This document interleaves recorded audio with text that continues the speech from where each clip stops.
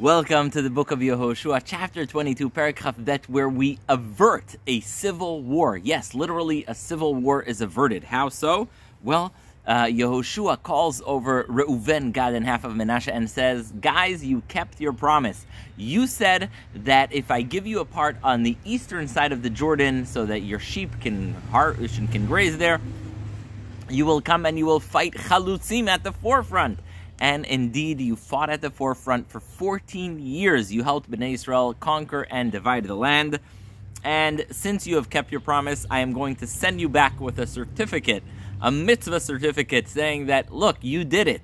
You have completed your task and kept your promise. But I warn you, while you're there, make sure on the other side of the Jordan, even though you're a little bit far away from everyone, make sure that you keep the mitzvot, the Torah, and that you stay faithful and connected to Hashem and to the Jewish people. And indeed, they do it, and he sends them off not only to their homes, but also with many of the spoils, the gold and the silver that were taken in war. Bnei Gad and Bnei Reuven go, and they come to the other side of the Jordan, to the Golan, and they settle down. However, a terrible rumor reaches Bnei Israel. The newspapers are hit with this incredibly terrifying news. And what is that? Bnei Gad and Bnei Reuven on the Jordan River, on the banks of the Jordan River, but on the other side, built a huge mizbeach, the size of the mizbeach in Shiloh. And most Bnei Israel interpret this as a call for secession. It's a cause for civil war. They see, whoa, Bnei Gad and Bnei Reuven are building this huge mizbeach. They want to serve God in a different way. They want to divide up away from us. And they want to go and be completely separate from us, not wanting to serve Hashem and Shiloh.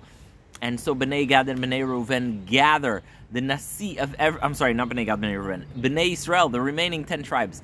They gather 10 leaders from 10 different tribes. And they gather Pinchas ben Elazar HaKohen. Remember him, the zealot from Parashat Pinchas, how not?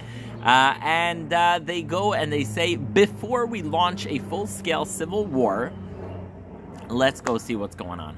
And they come with this huge delegation of Pinchas, this Kenim, 10 people from every single tribe of Bnei Israel. They come and they arrive at the area of Gilad to meet with Bnei Gad and Bnei Reuven. And they say, what are you doing? We have suffered so much collectively. Look what happened to Bnei Israel in Baal Peor. Remember when Pinchas went and killed Zimri because Bnei Israel were suffering from the Avodah Zarah of Baal Peor? Look what happened with Achan, one person who thought he can steal, and we all suffered in the loss of the battle of the Ai. And so you guys think you're going to divide up from us, go serve other gods, maybe even Baal Peor, and you think that's only going to affect you and not going to affect us? What are you doing building this mizbeach? How are you doing such a thing? And so they're really appealing to Bnei Gad and Bnei Reuven, saying, like, how can you guys do this? This is not only a crime of yours against God, it's a crime of yours against all of us. And Pinchas is there. He's the guy, the authority on what happens when you worship Baal Peor. And so he says, don't rebel against God by building your own mizbeach on the other side of the Jordan. Don't cause a plague to come on all of us. And really, don't do this. And now is the time for Bnei Gad and Bnei Reuven to answer. And they say, we are so sorry. There is a terrible misunderstanding here. What's the terrible misunderstanding here? They say, we didn't build a mizbeach to secede from you. We didn't even build a mizbeach to serve any korbanot ola zevach. This is not a mizbech for korbanot. This is actually for you guys, because we were afraid that as time goes by, since we have a natural geographic barrier between us, we have the Jordan River between us, maybe your children are going to say in a few generations, they're going to say, those people from Bnei Gad, Bnei Reuven, they are from a different people. They should not come serve Hashem in Shiloh. They don't belong to our people. They're on the outside club. And so we built this mizbech not as a service to Hashem, but as a monument, a reminder to say that this is something that connects us, so that future generations look and say, look, even though we're divided by this natural border of the Jordan, we are still united as one. We are still united as one to serve Hashem. And it's really lo le'olah ve'lezevach. It is not for olah, it is not for a zevach.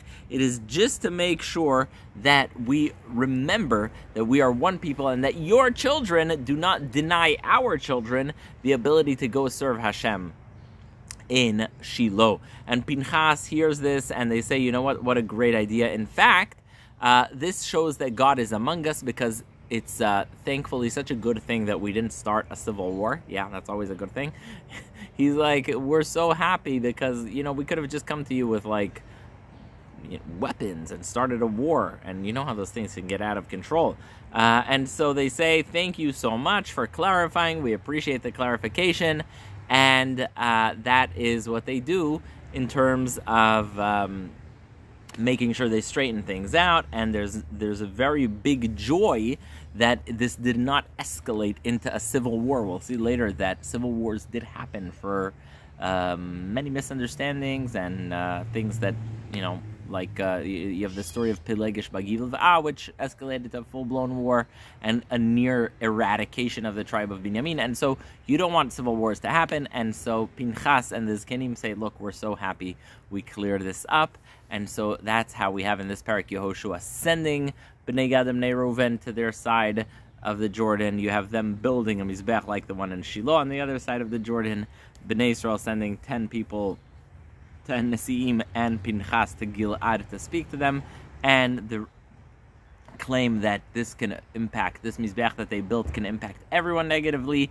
The clarification from Bnei Gad and Bnei Reuven, this is not a mizbech le'olah o zevach, it's not to bring korbanot, rather it is a reminder of the unity of the Jewish people and that we are one. Thank you so much for listening. That has been Perek Chavbet. 2 more chapters to go, and that is the end of the book of Yehoshua. So try and get what you can. I'll see you in the next parak. Thank you so much for listening.